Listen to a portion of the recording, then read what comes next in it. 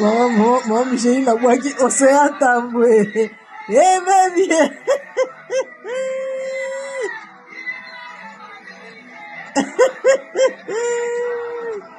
Bonne année. Nous regarde seulement.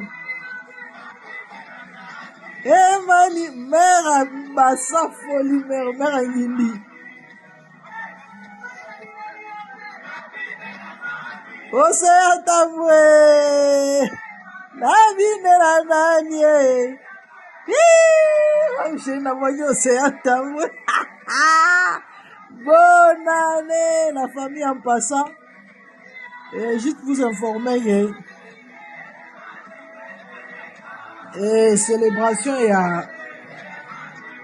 il y a ba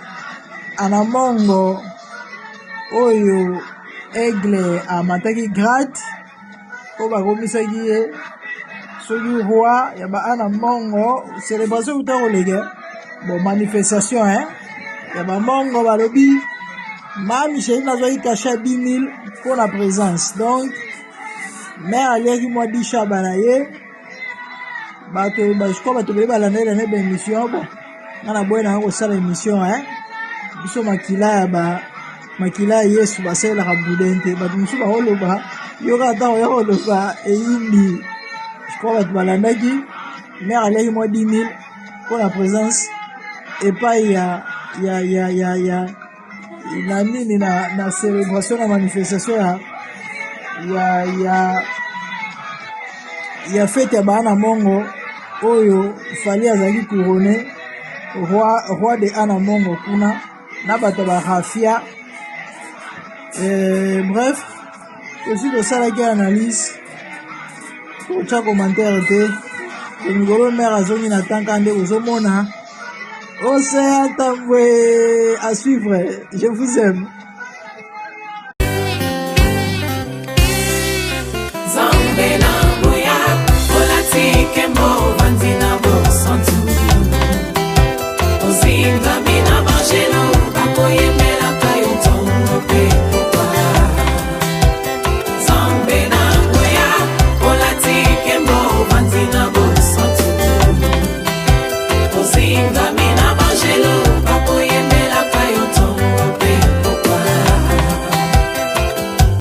MDG TV, une chaîne Wint pour la cause de Christ. Mafuta Yasika, Mafuta Yasika, Mafuta Yasika.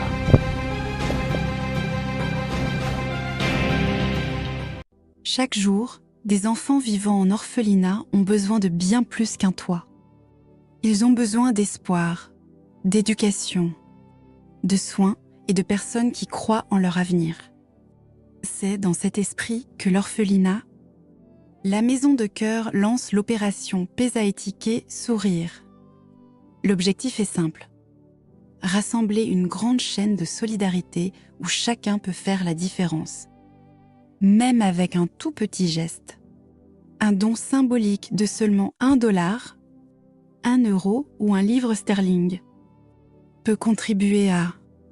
améliorer le quotidien de ces enfants et leur offrir un peu plus de sécurité et de dignité. Pour participer, vous pouvez envoyer votre contribution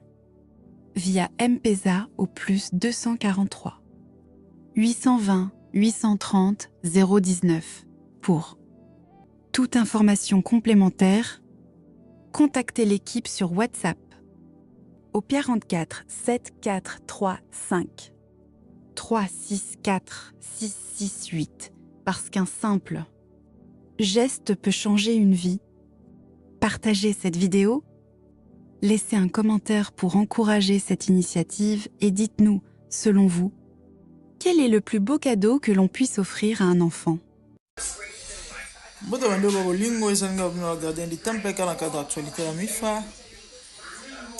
Slogan ainsi qu'un réseau social, un TikTok surtout, n'est jamais négliger les rumeurs.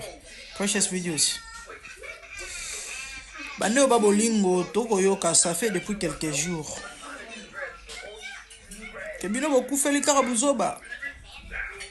Kuna la province Songolo. eke ezongi tala kutu na Goma basali boye tala bamati bakiti kutu ndenge eza boye bazwi balingi bazwa province boye nayeka awa lokola Sinzili comme d'habitude boyebi toza parmi bato oyo tokolobela mboka tokoluka bonheur à Congo toko alerter toko avertir bandeko na biso ba congolais la famille pona za mokuse na ekana loba na ba congolais surtout au balinga mboka ba vrai patriote tous à la distraité na ebité so bozo se rappeler je crois c'était l'année passée Gome koya kaka ezaka l'année passée non na ba début année so na bosanité avant Gome koya bozo e ba ezalaka na ba makelele mo ezanga tina mandoleka na réseaux sociaux et ezwaki biso eliaki biso o ba congolais baloba de ezwaki biso ba semaine ba voix se fuité ya présidence ba voix se tala kutu na voix songola zoloba pakala zongisi ya matisi ya kitisi ya koti ya bimisi balobi ngondo ezotelema te ba live esalema awa ya série batata mikolo na bamama mikolo batomboka mais non eza normalité ezali humiliance bakoloba na mokonzi ya mboka boye te ngondo ezotelema te bandi koluka solution pendant banda koluka solution ya ngondo tolala tolamuka boye Goma tombe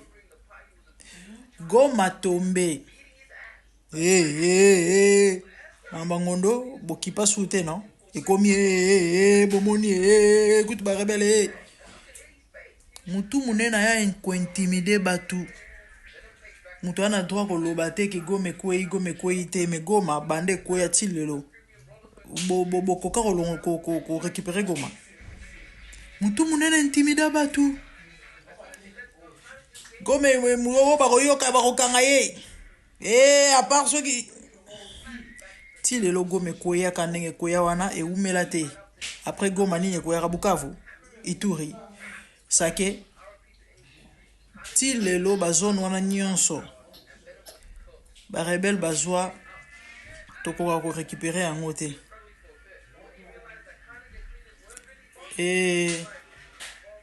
mais bazopekisa bato baloba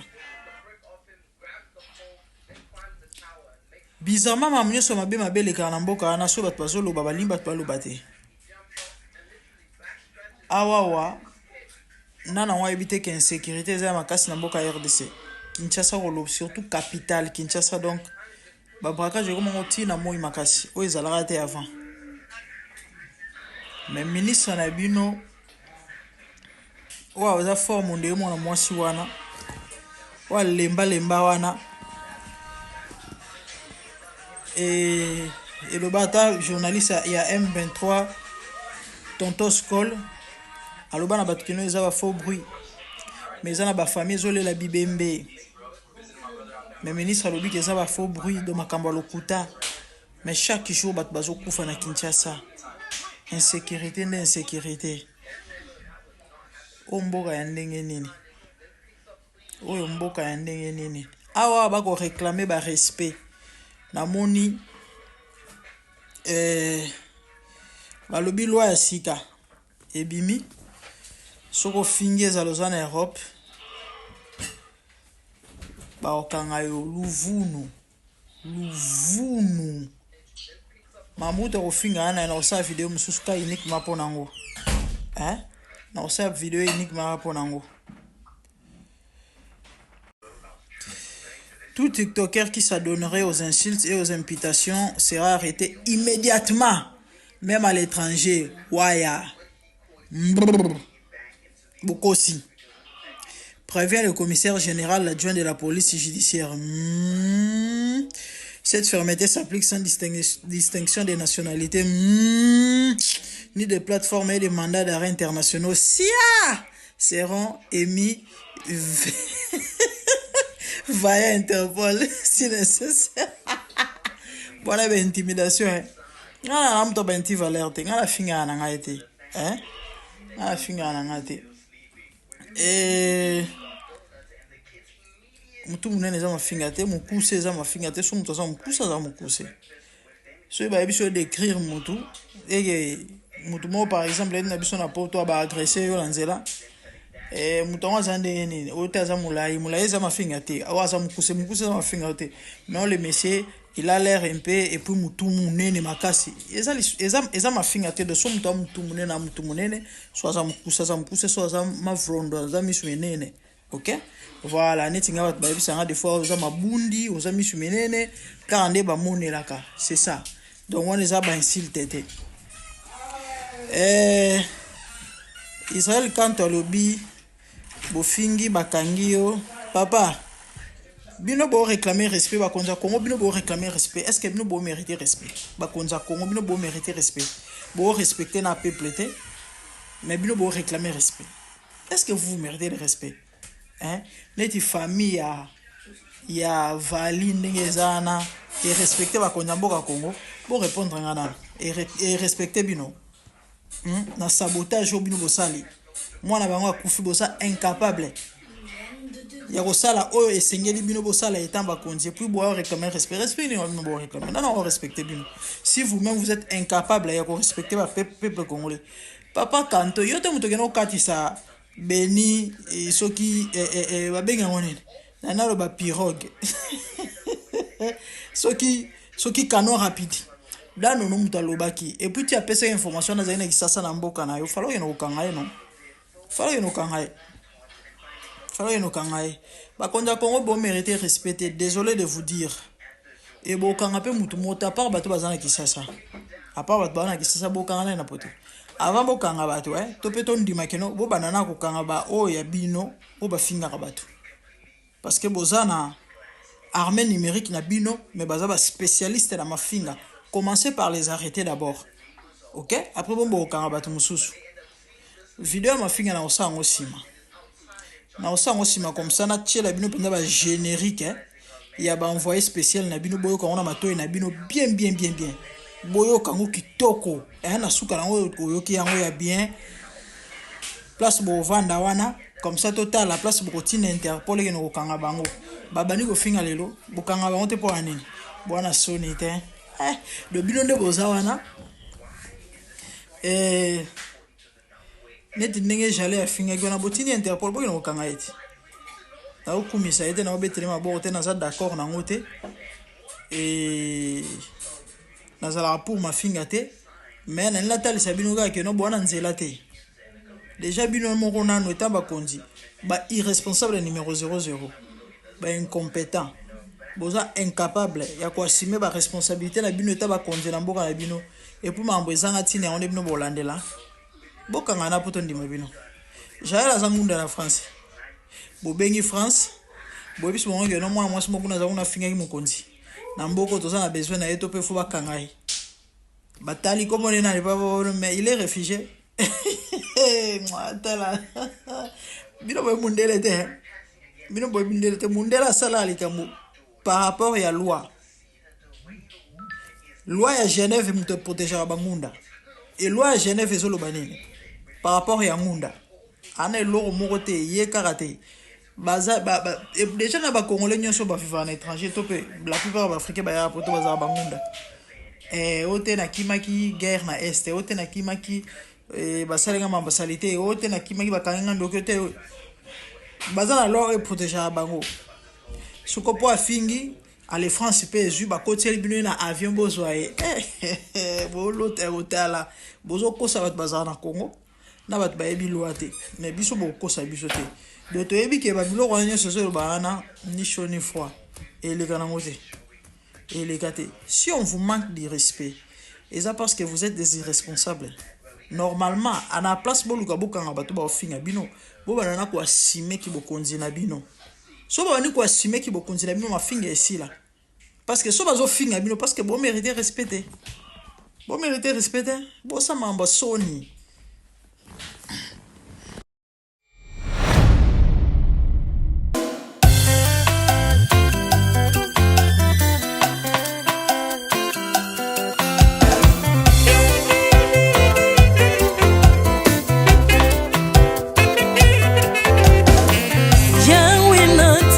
mokili oyo na monite natangi na histoire ya monde na monite naluki nayemba pete toze po passer Seigneur, je n'ai pas pris non plus entendu parler Ouyako kalala yo Yesue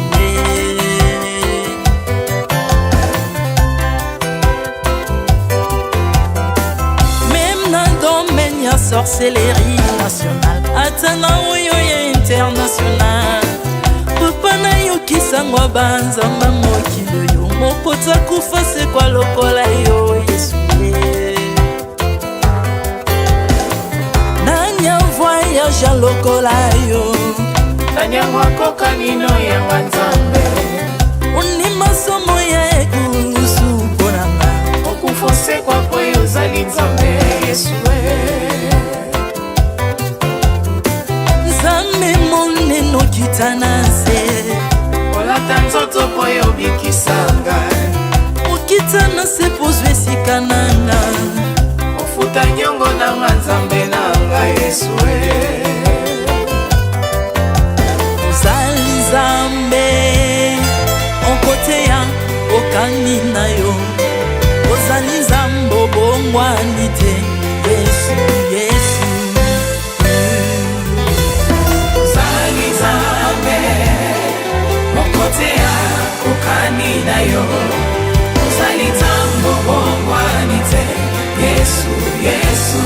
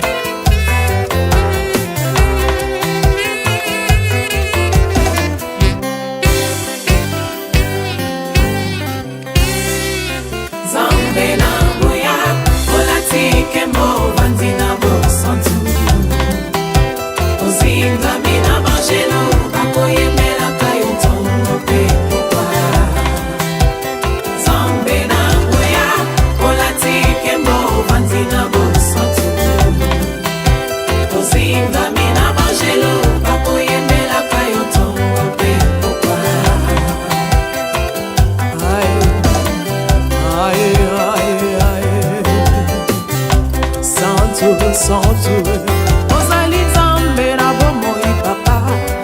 Ozali nzambe na bomoi yawe Ozali kondi oyo esimba bomoi nanga Ozali nzambe oyo abikisa maladi Nakokende wapi nzambe soki na yo te Likolo evangelo na yo yawe Mabele nyotelo na yo Ozali nzambe Ozali nzambe Wakote lokola yo Zambe na ngoya Olatike mo vandi na bosantu Ozinga bina bangelo Bakoyemela kayo tomo pe popa Maintenant tu m'as rendu intouchable Maintenant tu m'as rendu invincible Aliwana yo to komine la santu Lise kwa na yo to komine balongi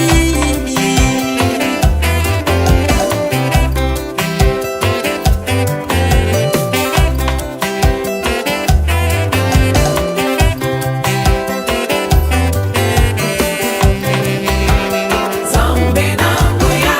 Olatike mo vandi na bosantu Ozinga bina bangelo Bakoyemela kayo tomo pe popa Zambe na ngoya Olatike mo vandi na bosantu Ozinga bina bangelo Bakoyemela kayo tomo pe popa Autrefois ngai nazalaki binzo Ndoki akolianga lolenga lingi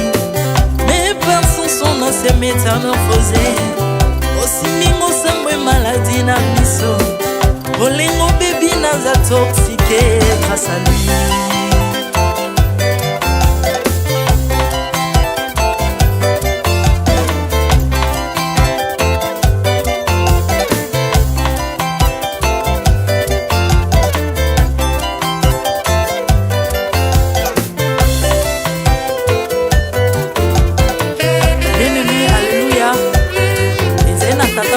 azalaki nzambe ntango akufi badepsine balobi keno akosekwa mpo nzambe bakristo mpo asekwa alors mpo bafasilite lisekwa na ye bakunda ye mutu libanda mpo ntango akolamuka abimaki elingala moko mais comme nzambe na biso alinga kokambola gloire na moto te lobi nango na ntongo baya kokuta bangulu basepelisa mutu ya nzambe na bango yango bien aimé bato wana bakoma oo biso toliaka ngulu te mpo milimo mabe ekotaka na ngulu mais soki bino boliaka ngulu te mpo milimo mabe ekota na ngulu bomelaka mai te mpo milimo mabe ekotaka na mai yango tokumisa nzambe mpo akufa asekwa avandi na loboko ya tata mpona kointersede mpo na nga na yo jésus